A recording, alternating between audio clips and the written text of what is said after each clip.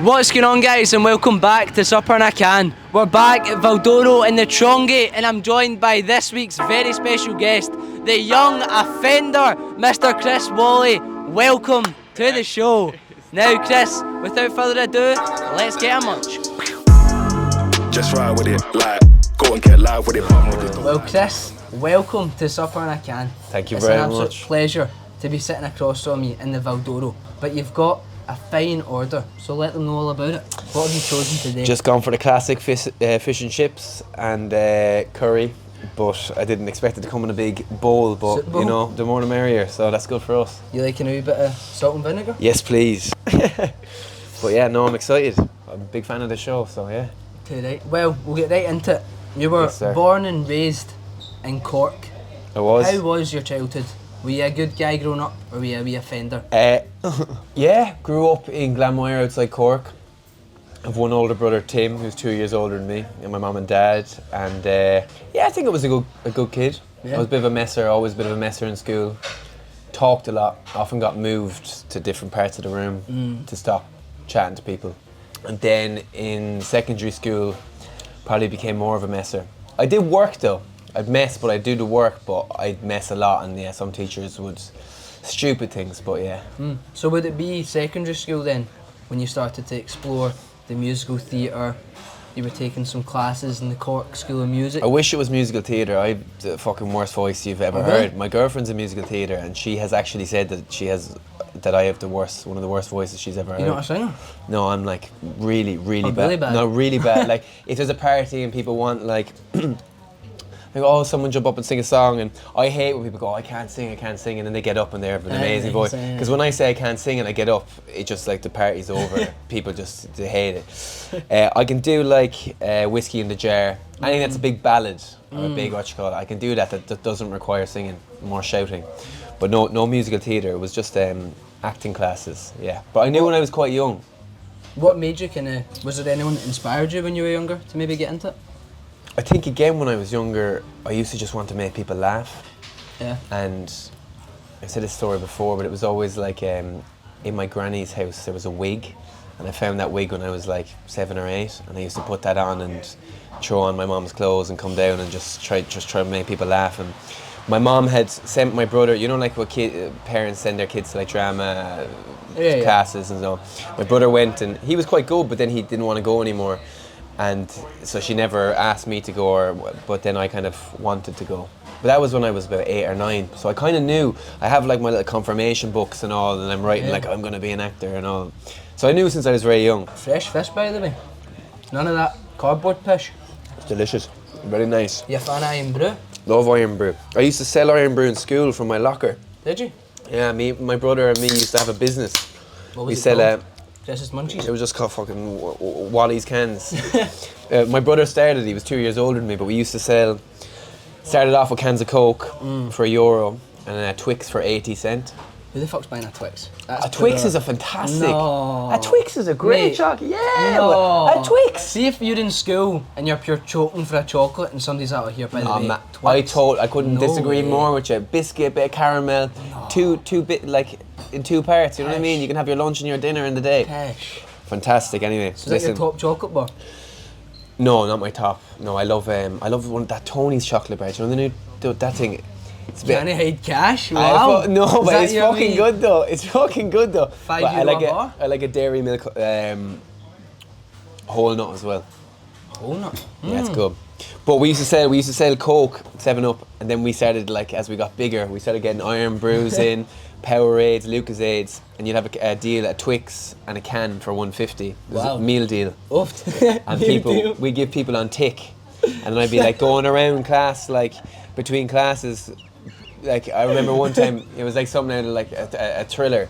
Joe, I seen a fella who owed me 80 cents, and I seen him, and I was like going up towards him, and then the bell went for the classes, and while I was walking towards him, all these like students then filled the corridors, and I was like pushing through, like, and he was looking back at me, and I was like fucking. But no, when I was at school, sorry, going back to your question, then just went to acting classes. I knew I wanted to do it.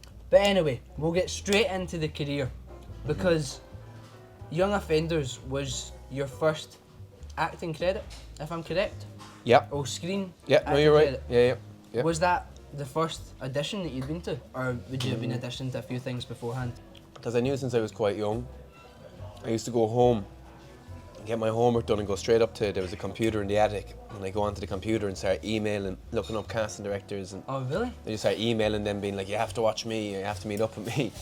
And I'd be always looking for auditions and all, and then I'd find the odd one up in Dublin. So I get my dad to bring me up. So I'd been to a few auditions up in Dublin. Here's a pizza crunch. Oh, wow. Wow. Just a pizza This is Santino, he's looking after me today, thanks very much. The former guest. Third guest of the official podcast. Third guest? No, what? Fuck podcast. Talk show. Talk show. We don't like calling it a podcast. I've been dying to try this. I've been seeing. You've seen Vittorio tried it? Would you recommend a dip? Get it dipped right in. Would you think I should try it first without or with a dip first? I say a little nibble without and then a big dip. Oh, that's good. Right now I'm giving it like, I always think with ratings, you have to know what you're rating, you know what I mean? So you can't rate this against something like, for what I'm eating now, this is like that's like an 8 or a 9. Yeah. You know what I mean? So yes, I will go up to Dublin for auditions sometimes and stuff, but never got any of them. I did one short film when I was younger, and then I auditioned for drama school when I left school. Didn't get in. And then I went to... So that was when you auditioned for Rada the first time? Yeah, and I auditioned for the Lear. I think I auditioned for Lambda, maybe I auditioned for 3. I got close to some, and actually not even that close. And then I went to drama and theatre in Cork, which is where I had been doing... Music. Yeah, exactly, yeah. And I've been doing classes there. So when I was... Before I got in, I used to go to acting classes there as well. They had a youth theatre there. And then there was an email went around looking for an open casting for this show, or for this film. And I kind of just thought it was not going to be You thought it was going to be a YouTube film, didn't you? I just didn't believe that like they'd be making a feature, and I kind of knew how these things worked and like that they needed a bit of money, and I was like... The budget was like €1 million, wasn't it? But the budget was like 60 oh, grand. No, it broke. It was the fastest Irish film to break a million. Yeah. But no, the budget was like 60 grand, and it was Peter, the director, kind of privately financed it, and he got quite a brilliant career in hidden camera shows, and had like won short films, and he really wanted to make a feature before he turned 40. So he financed it, and he had all these connections. So he got a lot of people coming on board, willing to work for free. For free, and also because they would get back ends and stuff like that. Yeah. But like, yeah. So when I knew that was the case, I hadn't met anyone involved or anything like that at that point. But I was just like, oh, who knows what'll happen with this? But then meeting everyone who's involved, I was like, oh God, maybe this could be something cool. But never expected. Like when you first got onto set. What was I didn't know nothing to compare it to, so I didn't really know. But like, I knew that like we were doing something good, but I just didn't know how it would be edited or how it would look or how it would turn out. And I knew that me and Alex had really good chemistry. Like he still is one of my best pals, but we became like good mates really quickly. And then like we'd nearly finish each other's sentences, and like if I'd set up a joke, he'd always know how to finish it, or if he was doing something, even if there was no communication, I'd always know what he's getting at. Was any of it improv? Oh yeah, so much of it's improv. Yeah. A lot of the film, you'd have like the bench scene, and then he'd go improv around it. But like with improv, you can end up going so off topic. But he'd always say, like the director Peter would always be like, you have to end at this point. So you can go off topic and start talking about stuff, but you need to come back, because otherwise it just won't work in the edit. Yeah, I just remember having the best time doing it. It was just such a laugh, but it was real like cowboy filmmaking. Like it was like people hanging out the back of a boot of a car filming while like someone was cycling behind. Like we'd be cycling down hills one day and like nearly something would fall off your wheel. Like definitely wasn't safe, yeah. but thankfully we all got away with it. But yeah, it was real like proper like guerrilla filming. Yeah. Who was your favourite character from the movie? If you were to pick one, other than yourself, of course. You'll probably have to pick Billy, I suppose. I do have good time for Healy as well. I think he's real funny. That sort of like dry. I think one of my favourite bits in the movie is when we go in to meet him in the cafe. Yeah. And we have the mask on and stuff. But Billy's the best. Who had it? Who got to take it home? None of us. They wanted to keep it because we were going to do more. Wow. So I thought they would have maybe made more than one. It was mad though. I remember when we got the mask for the film, it was just Shane's face. And we got the series, obviously they had a bit more budget. So then I had to go up to Dublin to get a fucking mould done on my face. Really? So that it would be my face in the mask, But him his face outside, so it would fit my face. But sure, like that was just stupid because I couldn't breathe properly. So I'd never have it in my. I was like, you just wasted a load of money there because I can't if I can wear that thing like that. But I would like one now that you say it, yeah. You would. Was there anything you took from set? Any wee memorabilia? I took a few tracksuits, yeah. I was literally about to say that. Should Yeah, I get a trackie? I have a few tracksuits, yeah. How did you find it then, having to cut about with that haircut? Because you did that, and then you were in that kind of dress up when you went to RADA, wasn't it? But you had that haircut anyway. So when I went to RADA, I went in. We did a film before, so we didn't know it was going to be any sort of success or anything. So I'd auditioned with just my normal hair, and then I arrived the first day with the scut cut, and then they were just looking at me like, who the fuck is this guy? I think like a load of people didn't even know who I was. You know what I mean? They didn't recognise me from.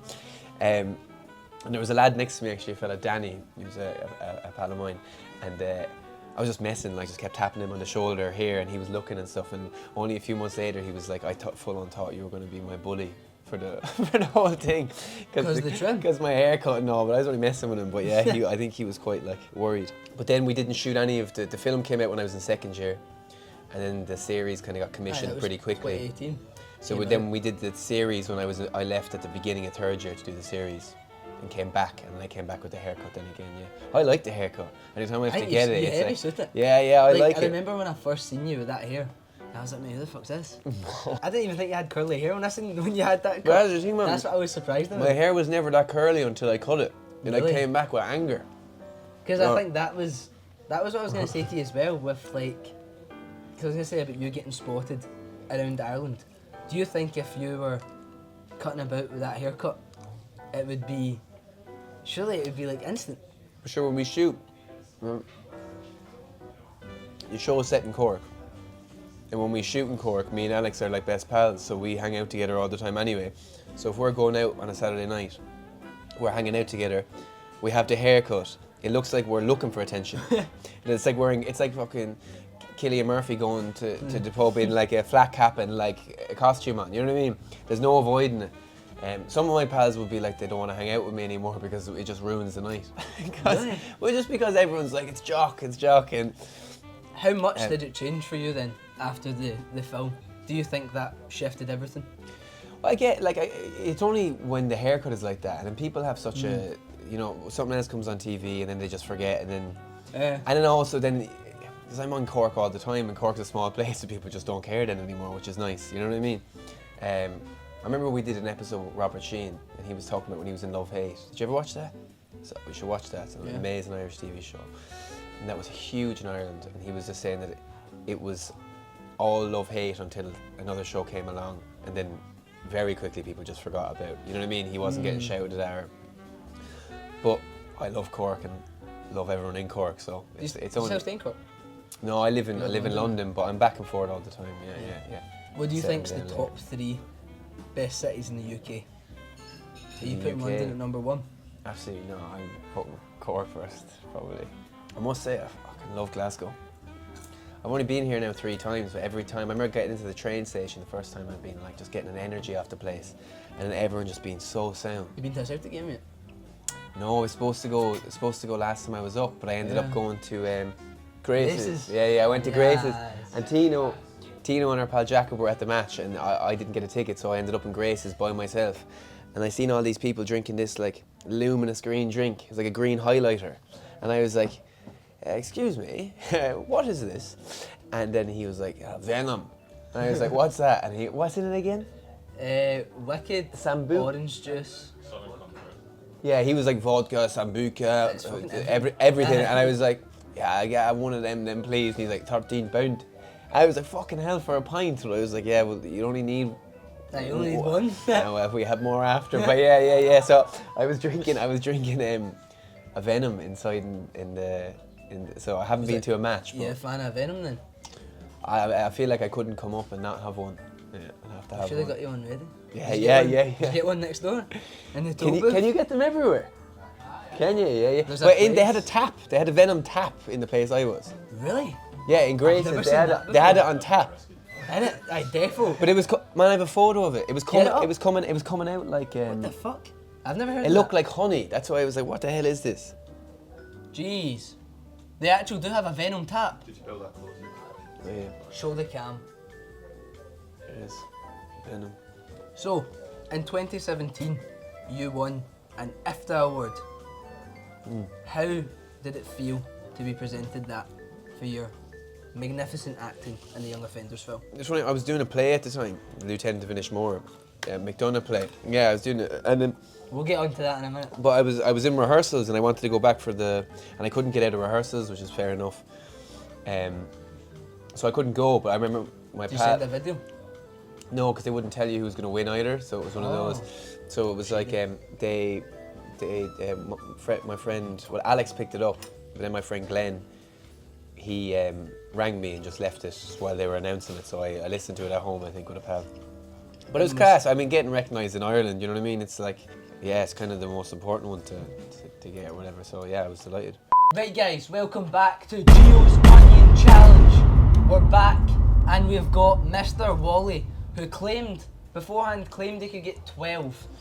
He said he could beat Mr. Chris Duncan, but unfortunately, Valdoro have only got 7. So instead, what we're going to do for Chris today, he's got 30 seconds on the clock and he's going to try and devour these 7, which then works out to what was the average? 14? 14, if I got. I'm actually nervous now. Which is it's a bit cheating, but hey, we'll give you it. Whoa, look at him. He's trying to get right into it. So Chris, the rules are, you cannot place another one in your mouth until one in your mouth is finished, and you can't put more than one in at the same time. So it's the same rule, twice. 7 in a minute with that. Okay, go on. There you would. Okay, so your time starts in 3, 2, 1, go. Jeez, some serious tune going on from Chris here. Wow. On you go for the second. Boom, 2 down.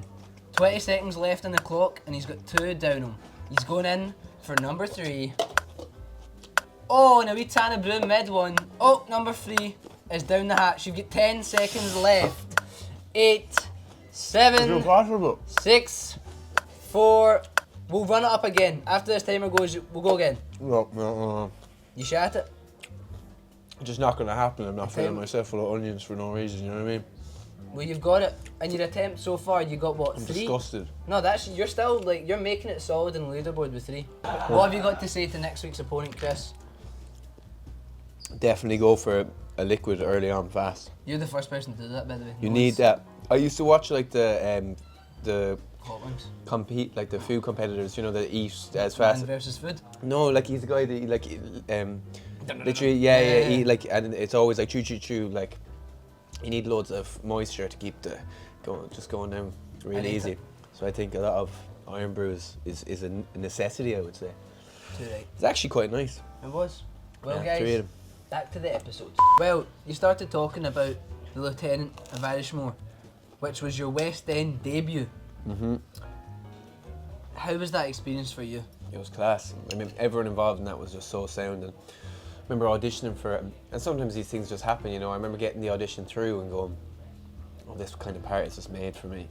And Matt McDonough he is one of my favourite directors, and like his plays and his writing always, I just adored. So it was cast to be a part of a show like that, and then the cast and everyone was so nice, and working with Michael Grandage.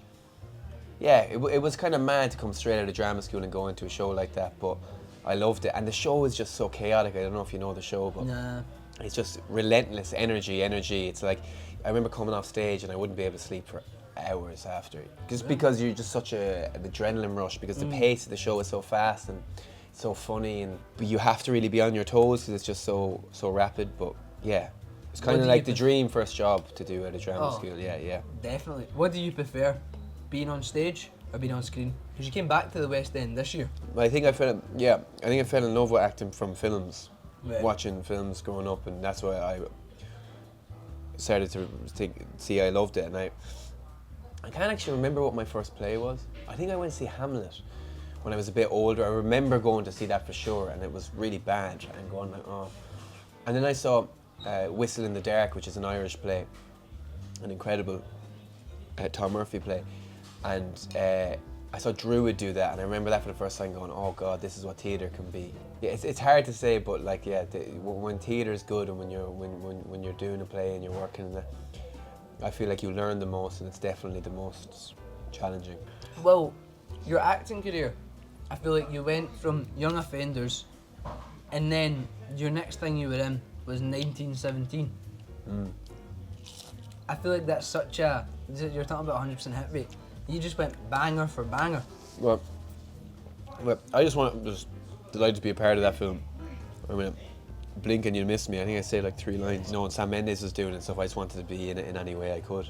But yeah, so it was class being in it, but yeah. So, you recently starred in the Netflix show Bodkin.